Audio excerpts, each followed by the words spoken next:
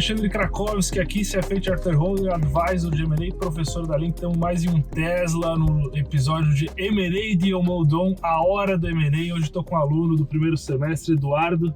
E aí, gente? Seja muito bem-vindo. E com a fera aqui de um dos escritórios mais tradicionais em M&A, que tem feito muita coisa grande, tem bastante história para contar para a gente, Rafael Andrade. Seja muito bem-vindo, Rafa. Valeu, obrigado por me convidar, é um prazer estar aqui.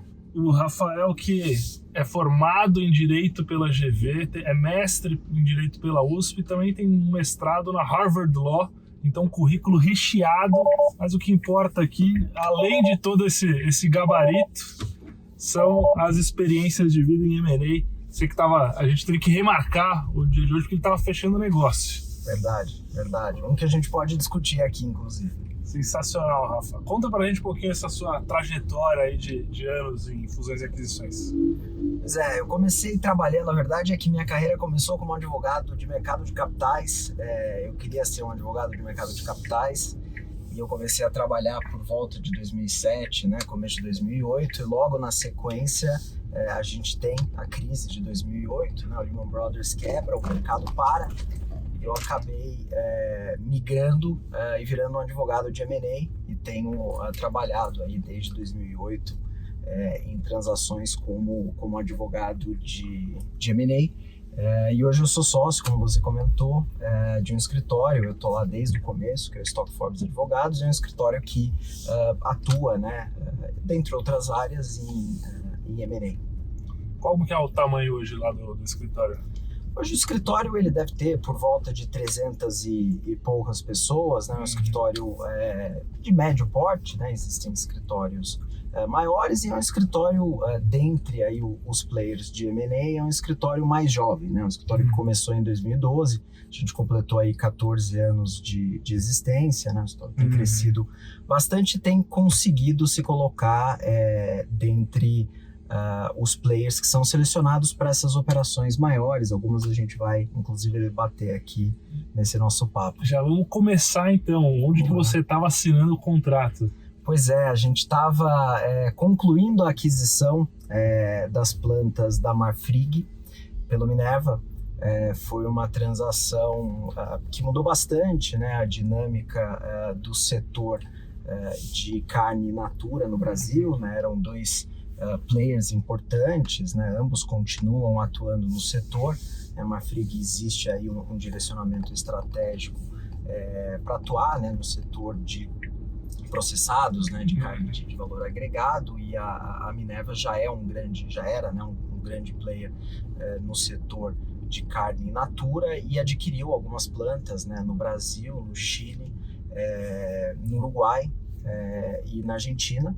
Né, a transação com o Uruguai ela ainda não foi concluída.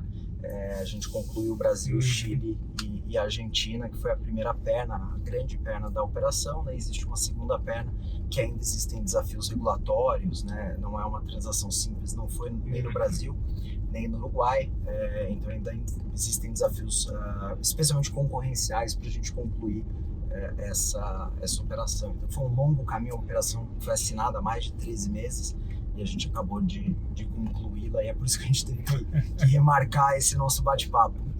E quando você fala estamos falando de 13 meses de até pós-transação, porque você assinou e está aí ainda nos procedimentos, ainda não finalizou tudo.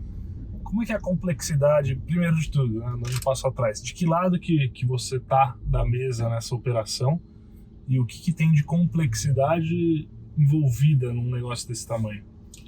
Pois é, nós estávamos advogando para a Minerva, que é um cliente nosso de longa data, e essa é uma transação que ela tinha, assim, eu acho que ela é o textbook de uma transação complexa de M&A. Ela exigia uma reestruturação muito complexa dos ativos, era uma transação que impunha uma dificuldade de implementação que a gente sabia desde da largada que seria complicado.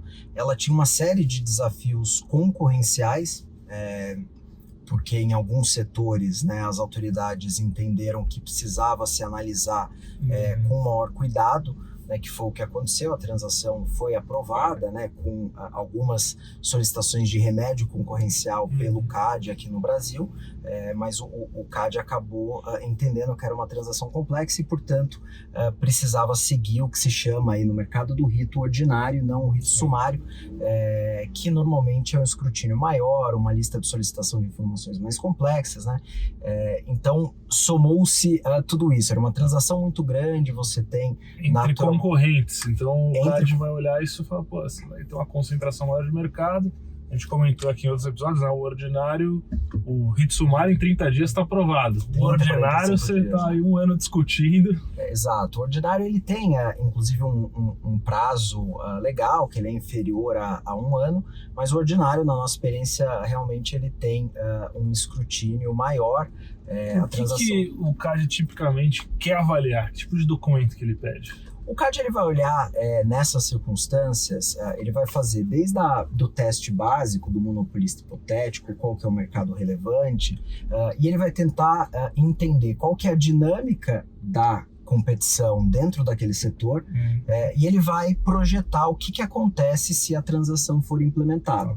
Então, o que vai ser feito do ponto de vista dos fornecedores de gado bovino, por exemplo, qual que é o tamanho do mercado relevante, porque essa não é uma pergunta fácil de se resolver, né? Ou seja, o mercado relevante no mercado de gado, ele é nacional, ele é internacional, ele é local, ele é estadual. Então, o CAD vai fazer todas essas perguntas e chegar... No final do dia, isso pode implicar se o meu churrasco vai ter picanha ou vai ter uma fraldinha. Um antio, exatamente. Ele pode... A preocupação do CAD, em última análise, é essa, né? O CAD ele quer manter o caráter competitivo dos mercados e é por isso que é feita essa avaliação com bastante cuidado. Então, o CAD normalmente oficia players do setor, competidores, agentes do mercado para entender a dinâmica e depois de feito todo esse trabalho, o CAD pode aprovar ou rejeitar ou impor determinadas sanções que o CAD entenda que são necessárias para manter o caráter competitivo do mercado, que foi o que aconteceu. O CAD solicitou algumas medidas de alguns remédios estruturais dentro da operação para ele ficar confortável que uma vez implementada a operação, o setor ele continua sadio do ponto de vista de competição. Legal. Você tem diferentes estruturas na jurídica quando você fala de uma venda ou do M&A. Então, o que você comentou aqui que é uma venda de ativos. Isso é um tipo de estrutura. Você está comprando um CNPJ, uma empresa, um negócio, são diferentes. Explica um pouco aqui o que muda em cada uma, no aspecto jurídico e no aspecto depois de risco. Você tocou num ponto que é essencial e eu diria que essa é talvez uma das maiores dificuldades desse tipo de transação, porque uma aquisição de um CNPJ, né, normalmente você compra uma casca e dentro dessa casca você já tem uma unidade de negócio organizada. Certo. Você já tem licenças, habilitações de exportação, você tem contratos, você tem funcionários.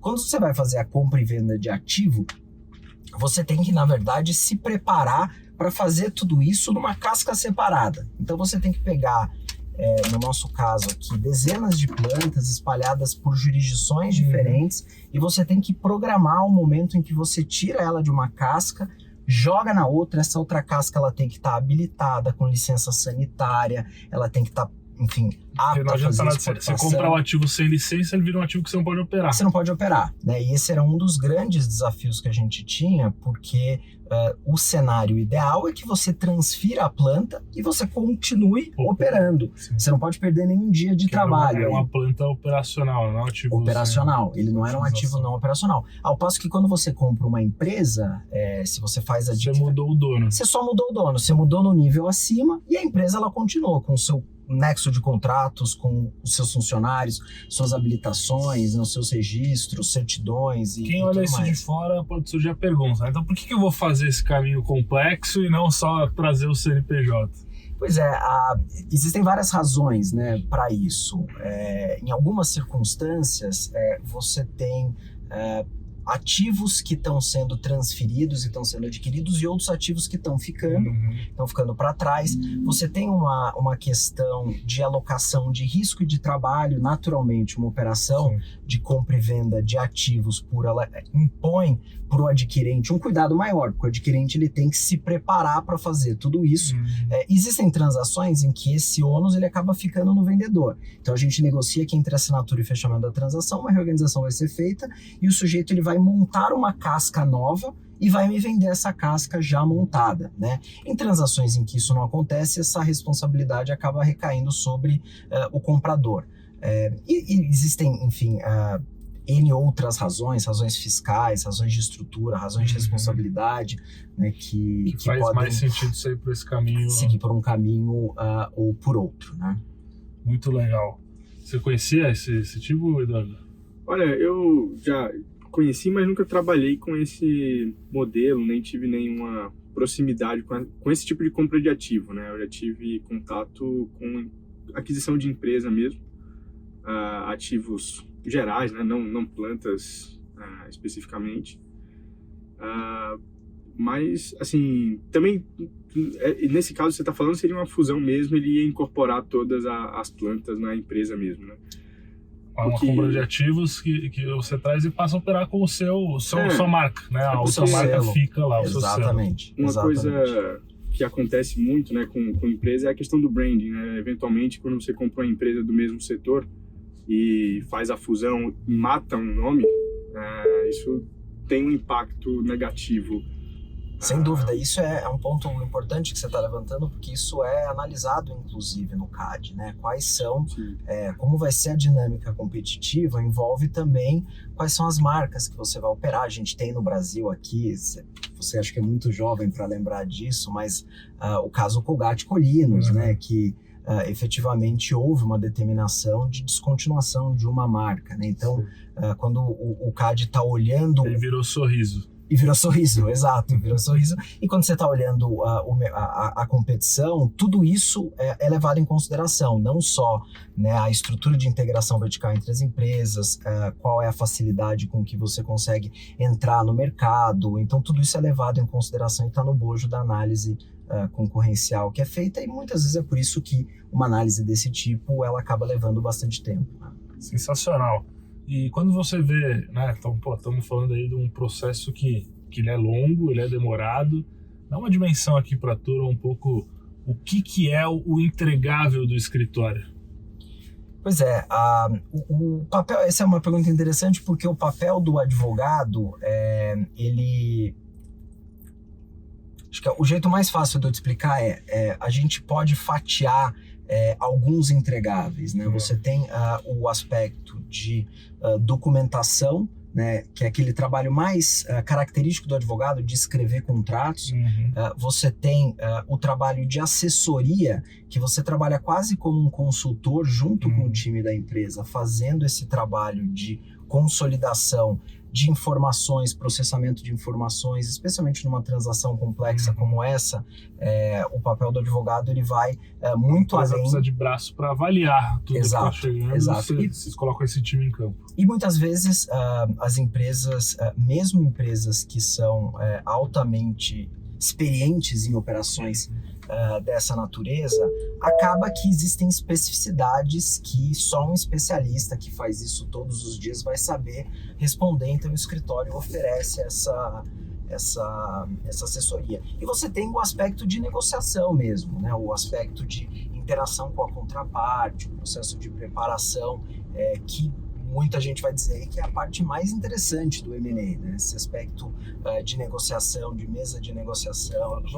Vamos parar antes no contrato e a gente vai para essa parte emocionante. Você me lembrou aqui do meu começo de carreira, né? Foi aquele primeiro SPA. Aí o chefe falou, não, dá uma lida aí, dá uma estudada no SPA. E todo aquele juridiquês que faz parte do M&A, que quem vive o M&A se acaba sendo multidisciplinar, né? A gente tem que, com o financeiro, aprender um pouco do jurídico, e vocês aprenderam a fazer conta e fazer valuation para conseguir tudo no fim endereçar no contrato o que as partes estão procurando. E eu lembro da SPA tinha assim mais de 100 páginas. Né? Dá essa dimensão para a turma, como é que é um contrato típico que vocês fazem?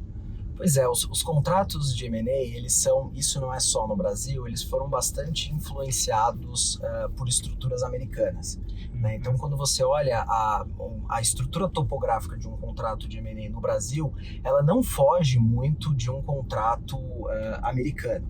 Né? Então, você tem a qualificação das partes, a efetiva transferência das ações, as declarações e garantias, né? As tais das reps and warranties, você tem os interim covenants, que são as obrigações entre assinatura e fechamento. Então, o contrato ele não foge muito de um padrão americano.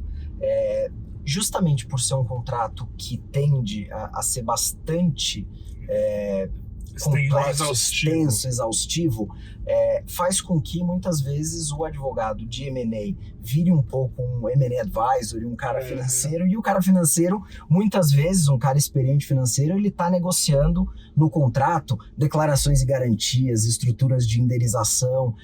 Então, tanto do ponto de vista do advogado, ele precisa ser, e a formação do advogado exige que ele tenha essa visão multidisciplinar, quanto quem quiser trabalhar com M&A, especialmente com M&A advisor, que é o que você faz, é essencial que essa pessoa esteja versada em relação aos principais temas, as principais estruturas contratuais, porque isso durante a negociação, um componente de conhecimento essencial para você ser efetivo no trabalho que você está fazendo. Tem até uma das VPs ali do nosso escritório, né, que ela fez uma pós em Direito Empresarial, para aprender um pouco mais a fundo. O meu é experiência prática, né? Exato, a pós foi no CFA, no mestrado, no doutorado, tudo em finanças. Foi aprender na marra, né? Na marra. Nada.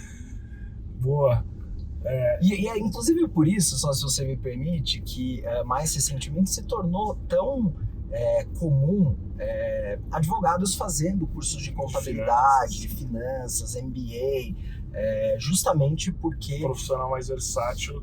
Chega um momento da sua carreira que, se você não entende o impacto que uma perda recorrente tem no EBITDA daquela companhia, numa companhia que está sendo avaliada a múltiplo de EBITDA, você não vai ser um advogado tão eficiente, porque pode ser que você esteja deixando passar algumas coisas ali que são eminentemente jurídicas, como uma contingência fiscal e etc., mas que afeta diretamente aquela empresa. Então, você vai fazer uma auditoria de uma empresa que ela tem uma determinada estratégia fiscal, que ela enseja um risco.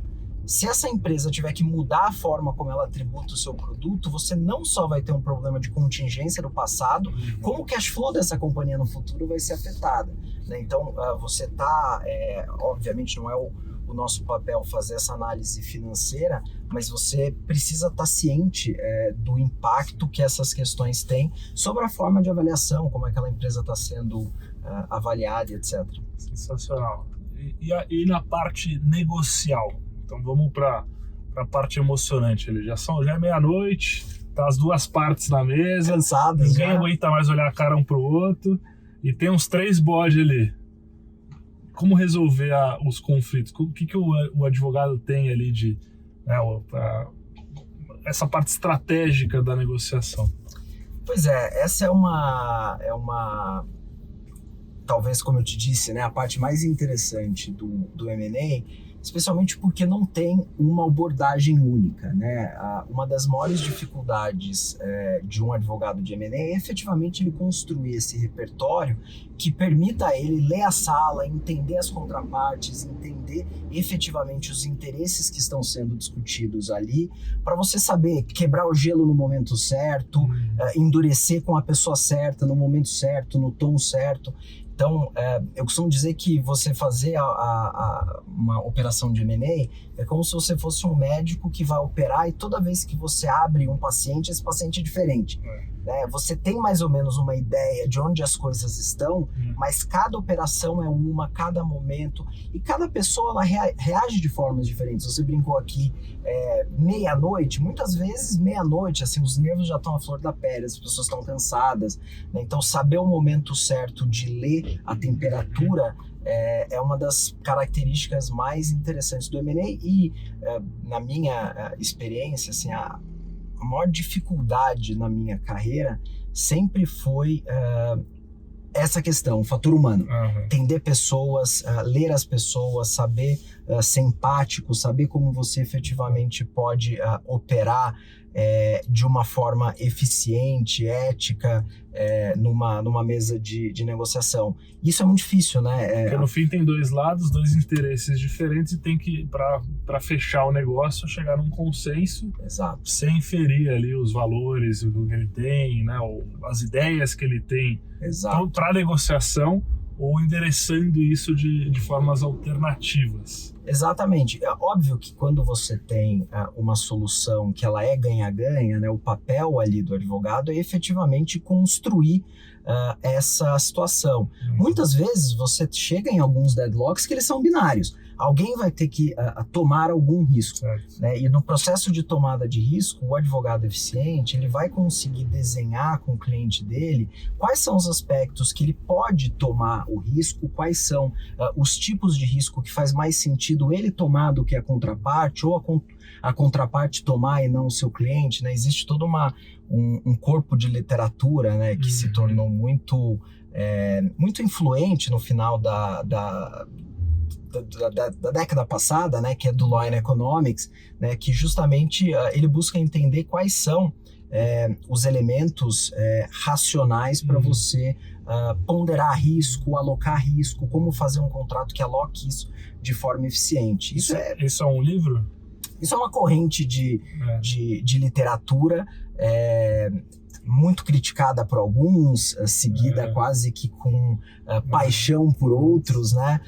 Mas eu acabo usando muito essa característica, ou essa corrente, né, de literatura, porque realmente existem algumas circunstâncias que essa análise econômica ela vai instruir uma solução mais eficiente para um determinado caso concreto. E você bota isso numa sala de reunião em que você já está 14 horas discutindo isso, as pessoas cansadas, as pessoas têm interesses diferentes, as pessoas reagem de formas diferentes, você bota tudo isso no bolo, então tem um pouco de ciência, mas tem um pouco de arte fazer o M&A também, porque é difícil você ter uma solução específica para esses problemas, né?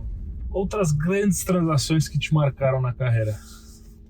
Puxa, olha, acho que talvez a minha primeira grande transação tenha sido em 2008, 2009, quando eu ainda era um recém-formado, acho que foi em 2009, 2010, que foi a compra, né, do co-controle do Banco Votorantim pelo Banco do Brasil. Né, existia à época aquela circunstância dos contratos de derivativo que acabou afetando diversas outras empresas. Sadia Perdigão é um outro exemplo disso, e foi talvez a minha primeira grande experiência numa mesa de negociação que tinha muita coisa envolvida, interesses do Estado, interesses ali do Banco Central, de estabilidade do próprio sistema financeiro, uma transação extremamente complexa, cansativa. Então acho que essa talvez tenha sido a minha primeira grande experiência aí no... E alguma outra que te marcou, assim, teve algum aspecto que fez o negócio acontecer ou evoluir? Tem uma transação que a gente assinou recentemente, que eu tenho bastante carinho por ela, por uma série de razões, mas especialmente por ser do setor de educação, que foi um investimento da Advent na Inspira, né? Foi, talvez, acho que foi o maior M&A do setor, né? Ou pelo menos o maior investimento primário do setor, pelo menos que eu tenho conhecimento. Talvez a turma que está assistindo aí conheça números de outras, mas se não foi a maior, foi uma grande transação do setor. E foi uma transação não só de um setor que eu gosto muito. Foi de um bi. Foi de um bi, de um setor que eu gosto bastante. Um bi de real. De um setor de educação, que é um setor que eu gosto bastante. A Inspira é educação básica. É só educação básica, escolas de educação básica. E é um setor que está se consolidando. A gente está vendo uma movimentação importante, né? Mais recentemente você teve a alienação da Mobile, que é uma escola importante aqui. Eu fiz, alguns anos atrás, a venda do Lourenço Castanho para Atmo, e é um setor que é super curioso de trabalhar, é um setor muito interessante de entender a dinâmica que é um do aspecto setor. bem familiar das escolas, bem tradicional. Por escolas Exato. centenárias, ele está entrando um fundo que tem um aspecto capitalista, mas também tem um aspecto de trazer inovação e trazer o que tem de melhor para elevar o nível, para ampliar essa unidade, para replicar para outras cidades. Você tem, na dinâmica das escolas, você tem naturalmente uma preocupação dos pais, dos alunos, né, de como vai se dar a proteção do fator pedagógico. Sim. Existe uma preocupação que, enfim, o pessoal da Faria Lima vai entrar lá e vai acabar com as escolas, etc. O que a gente tem visto aqui são experiências positivas, experiências negativas, mas na média, o que tem se mostrado é que os grandes grupos eles são muito respeitosos do fator pedagógico, né? Existe uma tentativa de você segregar o que são os elementos financeiros e manter o caráter pedagógico, porque a escola ela é um business que carrega consigo uma identidade muito própria, né? Então é absolutamente impossível você comprar uma escola construtivista e transformar ela numa escola conteudista, né? Isso não acontece, é a receita do desastre. Então, quando você compra uma escola, você está comprando muito mais do que um corpo de alunos. Você está comprando uma história, uma relação desses alunos, uma relação afetiva. Então, é um mercado muito, muito diferente de outros. A dinâmica do M&A é muito diferente e alguns grupos eles estão sendo muito felizes em fazer essa transição do ganho de escala, né? De você trabalhar dentro de um grande grupo, mas você ter essa visão local. E a Inspira, não é porque eles são meus clientes, mas eu sou fã do trabalho que eles fazem, porque eles efetivamente têm conseguido... E eles têm feito, depois desse dado, diversas aquisições. Estão fazendo diversas aquisições e tem... É um pouco o movimento que a gente viu no ensino superior lá atrás, com o Cog, com o Anima. Tinham esses grandes players, tem lá 15%, 20% do market share. Na educação básica, o maior player tem 3%, 2%. Muito, não tem nem CAD nessas transações, né? Vai adquirindo. Muitas delas acabam tendo CAD por conta do valor envolvido nas transações, né? Você bate grupo que tem 75 e 750, acaba entrando no critério objetivo de análise do CAD, mas realmente normalmente rito sumário para essas transações. O setor de educação básica ele entrou tarde, né, na dança da consolidação, ainda é um setor que tem bastante gente tentando entender o ângulo correto de se entrar dentro desse setor. O setor de educação superior, ele era um setor que, apesar de ser educação, ele tem dinâmicas de competição diferentes, né? Ele é um setor que ele é mais propenso a você ter um ganho de escala, você tem um efeito dos incentivos que existiam no governo à época, né, que foi um grande driver de crescimento, né, em função do ProUni. Hoje você tem visto no setor de educação superior movimentos nas faculdades de medicina também por conta dessa questão da limitação do número de vagas, mas o ensino básico eu costumo dizer que ele é um bicho diferente ainda, né? Ele é um negócio muito, muito específico, muito particular, que envolve, né, o dono de escola. Normalmente ele tem aquela relação com os pais, né? Meus pais são donos de escola também. Eu vejo ali minha mãe sabe quem é a família que está se separando, quem é a família que está indo viajar, quem é a família que está grávida, vai ter irmão. Então, assim, é um nível de relação pessoal que não pode ser perdido, né, numa transação de M&A. Acho que a beleza, né, o desafio é você efetivamente... Você já vivendo isso, a sua empatia com o cliente fica muito mais fácil de entender os objetivos. Fica maior, não só divulgando para grandes grupos, né, transações como essa, mas quando você está ali na ponta fazendo aquisições menores, você tem que ser muito, de novo, a gente sempre volta ao aspecto pessoal, né? A relação pessoal, entender essa dinâmica é essencial para você ser alguém eficaz na área de M&A, né? Rafa, sensacional. Estamos chegando aqui já perto do nosso destino. O Uber dirigiu bem? O que você achou, Eduardo? Vai ganhar 5 estrelas, né? 5 estrelas? Certeza. Merecido. Vindo um advogado aqui, ganhar 5 estrelas tá bom. Eu tenho uma lembrancinha aqui para deixar para você. Essa aqui não tem indenização, tá? Não pode pedir pedir reembolso, pedir Reembolso, nem contingência. nada Isso do aqui gênero. recebeu, já está assinado, o contrato que você fez aqui antes de entrar. Irrevogável e retratável. Irrevogável e retratável. Então tá aqui, ó, notinha de $1 bilhão. Pô, muito obrigado. É do tamanho dos deals que você tem feito, nada que você não está acostumado. Mas essa aqui ela tem um apelo eu emocional, gostei, o exato. pessoal que você comentou aqui com a turma. Gostei muito. Eu nunca tinha recebido uma dourada. Incrível, gostei. Boa, Rafa. Esse foi mais um episódio do M&A de Moldon, a hora do M&A. Eu deixo contigo as palavras finais. Agradeço, foi ótimo conversar, e se você me permite deixar aqui uma sugestão de leitura, para quem gosta de trabalhar com M&A, eu sugiro um clássico que já se tornou, enfim, muito comentado e lido, que é o livro Barbarians at the Gate, que é um livro muito clássico de M&A, e para mim ele é um livro completo, porque ele mostra a questão da estrutura do M&A, ele mostra o crescimento dos fundos de private equity, e ele vai além, né? Ele conta histórias dos bastidores, como a característica das pessoas envolvidas acabou direcionando um resultado diferente. Então ele é um livro, na minha visão, muito completo para quem tem curiosidade sobre a área, porque ele vai além de uma questão técnica, é um livro curioso de ler, gostoso de ler, e ele traz todos esses elementos dos bastidores que eu acho que são, como foi a tônica da nossa conversa aqui, essenciais. Sensacional, Rafa. Já botou na lista aí? Já coloquei. Já me recomendaram fazer esse livro. A segunda recomendação aí é para ler. É para ler. O cara tem que ler. Boa, pessoal. Até a próxima. Prazer. Obrigado.